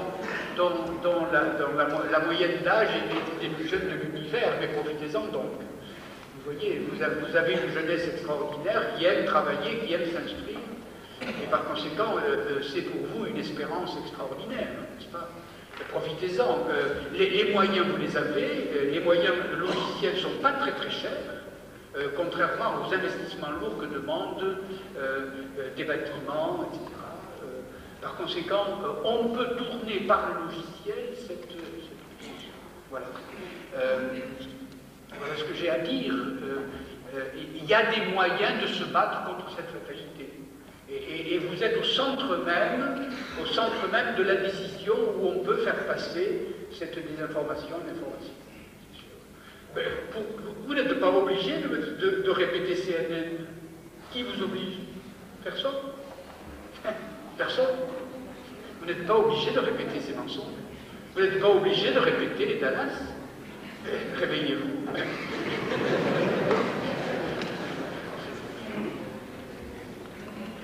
C'est pas une question que je pose, mais je voudrais tout simplement vous amener à nous parler des parasites. Oui. Vous avez décrit de façon très agréable dans un livre qui porte les mêmes titres. Et ensuite, je voudrais que vous parliez aussi du passage nord-ouest. Je crois qu'il est en rapport avec de ce que je dis, oui. C'est un aussi que vous avez consacré à la façon, je pense, au rapport de sciences. D'accord. Je n'en avais pas parlé à l'effet parce que je ne voulais pas faire de la publicité abusive. Je veux bien parler du parasite, en effet. J'avais, alors publicité, je m'arrête pour la publicité, j'avais écrit, voici quand j'étais plus jeune, plusieurs livres qui s'appelaient Hermès. Vous savez qu'Hermès est en Grèce le dieu de la communication. Et par conséquent, je me suis intéressé très très rapidement aux questions de la communication, à une époque où les philosophes en France s'intéressaient plutôt aux questions de production. Et donc, les questions qui sont les vôtres sont les miennes depuis très longtemps. Et lorsqu'un réseau de communication se met en place, un des grands problèmes, aussi bien d'ingénierie que spéculatif, c'est le problème du parasite. Et la langue française, à cet égard, est très intéressante, parce que le parasite a trois sens. Le premier, c'est un sens de bruit, au sens du bruit de fond, c'est donc un sens physique. Le deuxième est un sens biologique, c'est-à-dire un parasite, ça peut être une petite bête qui devient la cause d'une maladie, c'est donc un sens médical et biologique. Et le troisième est un sens plus humain et qui est donné par le sens même du mot, c'est celui qui mange à côté de moi et qui est l'invité. Hier, une famille de mes amis marocains m'a invité à dîner, mais j'étais son parasite. C'était un très bon dîner d'ailleurs. Et donc, j'ai essayé d'organiser ce livre en donnant au mot parasite à la fois le sens physique, le sens biologique et le sens des sciences humaines. Et en effet, c'est un travail qu'il faut faire quand on est ingénieur, c'est-à-dire c'est l'obstacle à la communication. Et là, je réponds à la fois à la dernière question et à deux ou trois qui m'ont été posées sur ma gauche, là, concernant le côté négatif de la désinformation, de la crise de la communication, ainsi de suite. Et voici comment travaille le parasite. Supposons que le parasite soit un microbe qui rentre dans l'organisme, ou un hôte qui rentre chez quelqu'un, et un hôte abusif, ou un bruit dans la communication. De trois choses l'une. De trois choses. Ou il détruit le système, et c'est lui qui gagne. Mais en détruisant le système, il se détruit lui-même. Dès qu'un microbe arrive dans la ville de Rabat et donne une épidémie de peste, supposons que toute la population meurt, mais à ce moment-là, le microbe n'a plus rien à manger, il meurt aussi. C'est une catastrophe pour ceux qui sont les autres, mais c'est une catastrophe pour lui aussi.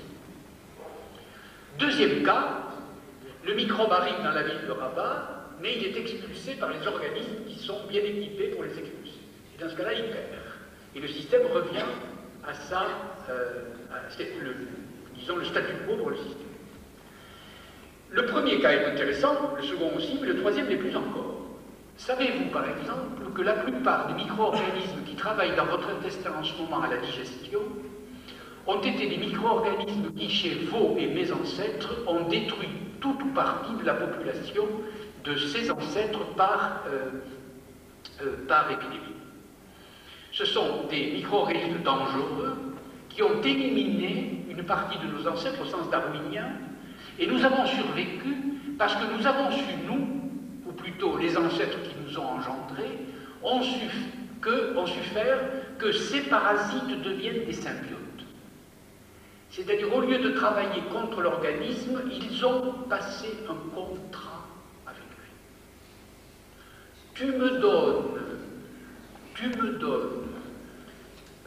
le toit et le couvert, tu me donnes à habiter et à manger, et moi, je te rends contre cela un travail qui est celui de la digestion. Et tout d'un coup, le parasite se met à travailler en symbiose avec l'hôte. Et donc, il transforme complètement l'organisme dans lequel il se trouve. Et pourquoi demain l'organisme va chasser tout autre parasite? C'est que le parasite premier l'aura équipé à le chasser. Il est, d'une certaine manière, vacciné. Donc, l'obstacle peut vous détruire. Vous pouvez supprimer l'obstacle, mais vous pouvez faire travailler l'obstacle à la transformation de votre système. Il y a un moyen de faire travailler la désinformation à l'éveil. Mais il suffit de dire à la population, regardez à quel point ils sont idiots. Et les gens le voient tout de suite à quel point ils sont idiots. Vous voyez ce que je veux dire? De faire travailler la désinformation à l'éveil des gens. Vous voyez? Il y a une manière pour le système de faire travailler le système à sa propre conservation et à sa propre force. Vous voyez? Et donc, c'est sur ce travail concernant le parasite que mon optimisme est fondé. Pour ce qui concerne le passage du Nord-Ouest, le livre en question était un livre programmatique d'une certaine manière, qui consistait à dire les sciences humaines ne sont pas si éloignées des sciences dures que vous croyez, et dans la civilisation que nous sommes en train de nous préparer, il faudra former les gens à la fois aux sciences dures et aux sciences humaines, parce que les responsabilités seront cousues ensemble. Et le passage du Nord-Ouest, c'était le passage des sciences exactes aux sciences humaines. Or, hier, bien entendu, lorsque j'ai décrit les grands systèmes techniques que vous produisez, ils sont à la fois produits par la science et la technique, c'est-à-dire la technoscience, mais aussi ils ont des responsabilités de type culturel et humain, et c'est une application de ce passage.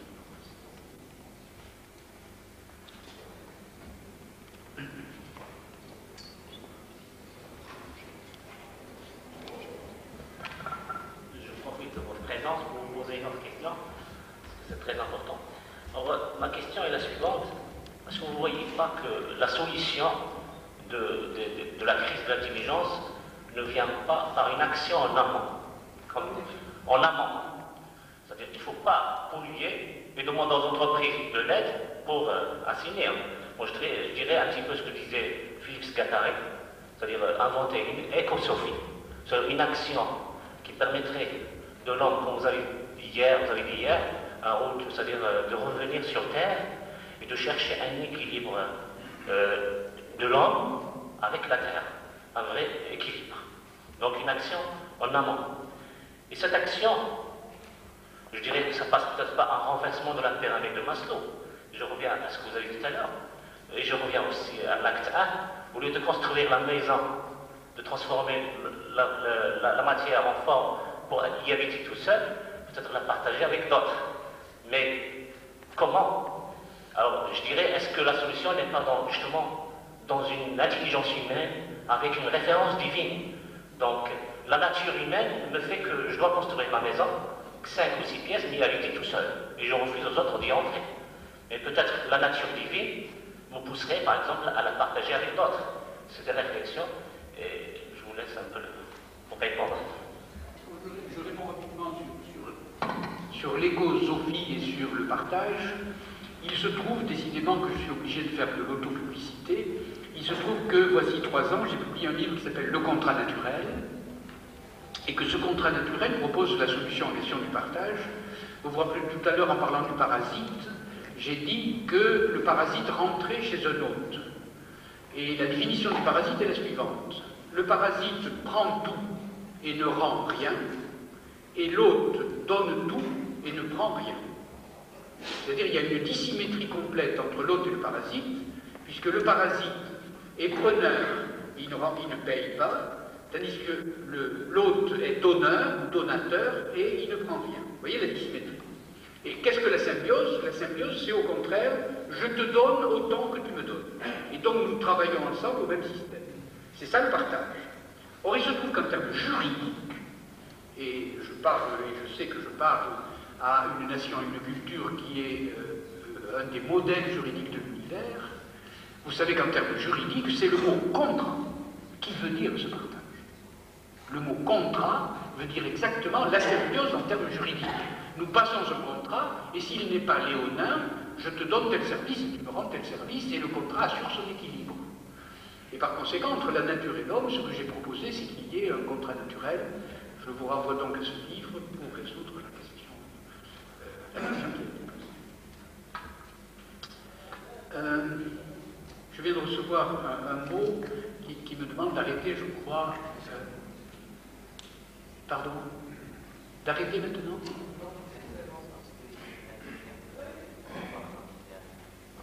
D'accord, alors je m'arrête maintenant. Alors, on peut continuer les questions? D'accord. Continuons les questions.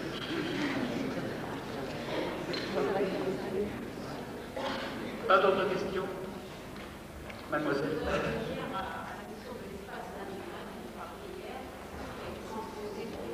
Oui.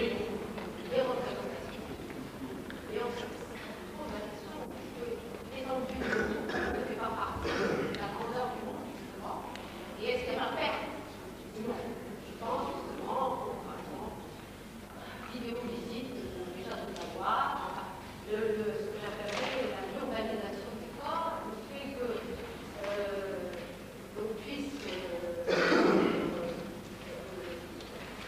se concentrer sur place. On parlerait d'un pays pulsatif, où on touche plus, parler de l'aspect musculaire de l'être humain, et je pense qu'aujourd'hui, en tout cas dans les pays très développés, le musculaire ne fonctionne plus, très peu. Et je pensais au fait de, aussi à, j'appellerais, le fait de pouvoir zapper sur place ses rideaux, sa lumière, etc. Donc cette sédentarisation, on parle de vitesse, et paradoxalement, il y a une certaine sédentarisation, du coup on bouge de moins en moins, et donc, est-ce que c'est pas justement cette fin du monde extérieur? Est-ce que le monde n'est plus maintenant à l'intérieur de nous, d'après peut-être le peu des mystiques que j'entends, passer totalement du monde extérieur?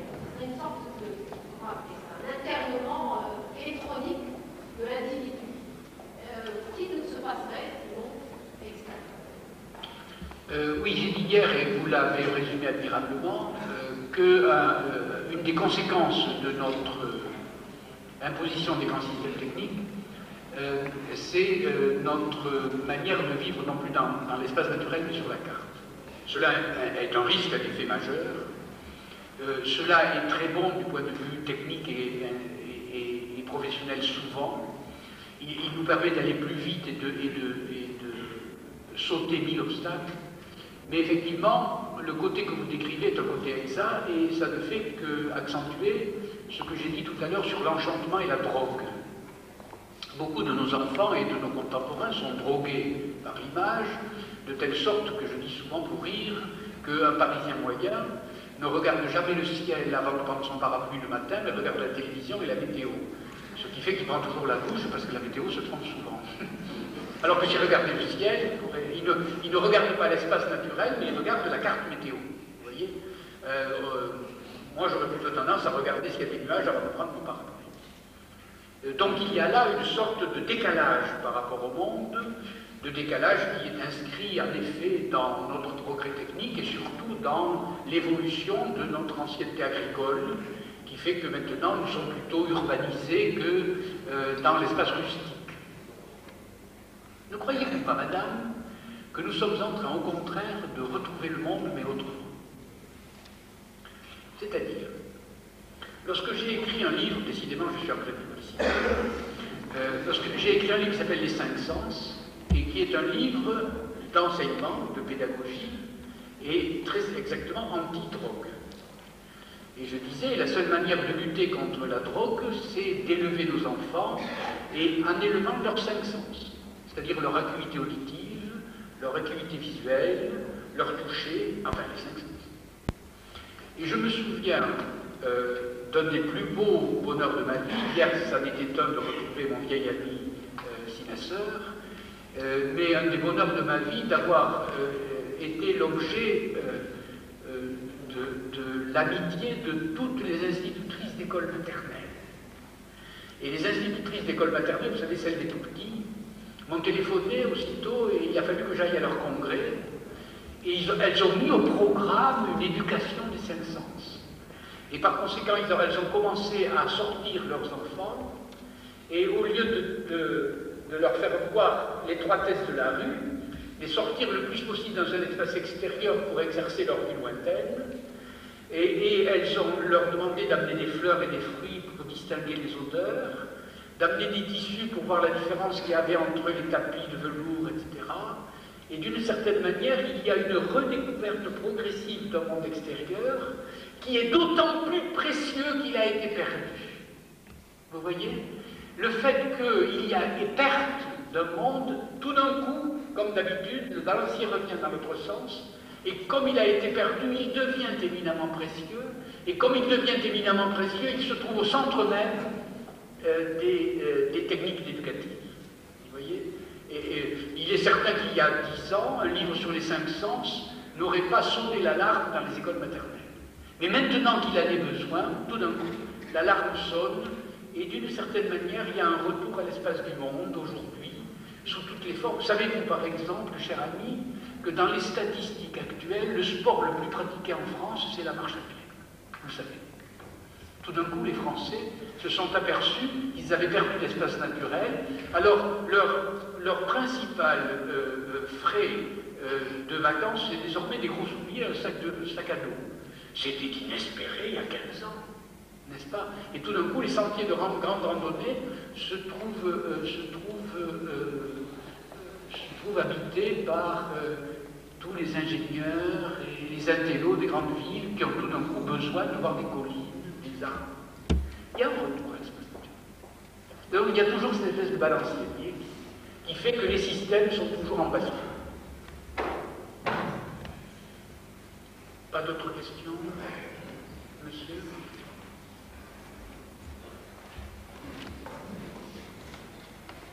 C'est pas une question, c'est juste un petit commentaire. Nous avons tous parlé du message. Le messager chez nous, c'est le prophète. Et le message en arabe fait partie du balara. Balara chez nous, c'est quelque chose de plus, quelque chose de mieux. Et pour faire quelque chose de plus, quelque chose de mieux, il faut avoir du génie. Génie fait partie d'ingénieux, ingénieux. Donc nous cherchons, nous, ingénieurs, à faire quelque chose de mieux pour la société. Et ce quelque chose de mieux, c'est, le commentaire d'hier, c'est pas la fin du monde, c'est un monde meilleur. C'est tout mon commentaire, mais si nous arrêtons maintenant, nous reprenons à 15 heures. Merci.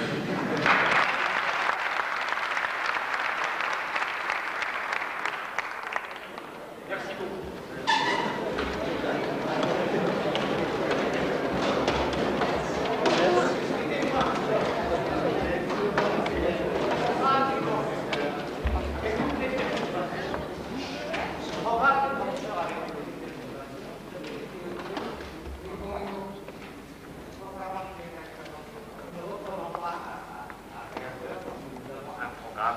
Alors je ne voulais pas que les gens se redéplacent. Non, il n'y a pas de conférence.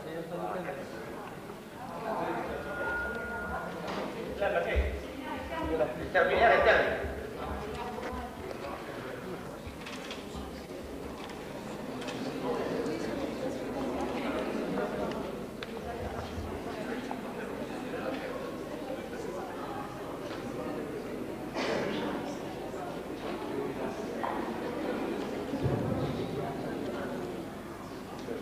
خليل ديرهم في الطابل الهيد غير ما حد باش يشوفوهم الناس خارجين.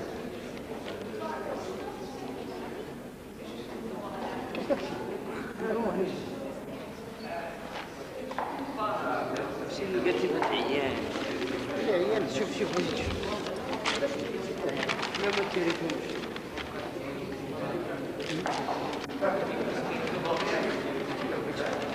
ها؟ لا راح يصير حتى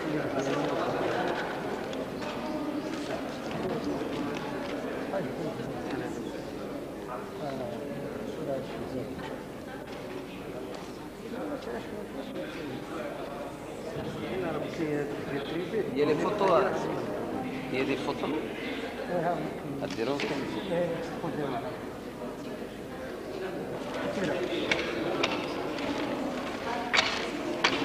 هذا